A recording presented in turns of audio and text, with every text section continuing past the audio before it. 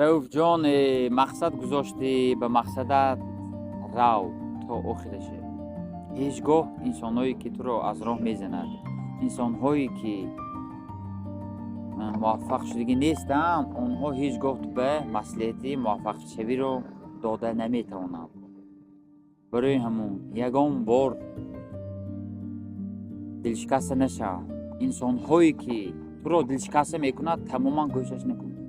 همون انسانها رو گوش کن که موفق شدگی هستند در همون ساحه‌ای که تو در آینده شدن میخواهی. فهمیدی؟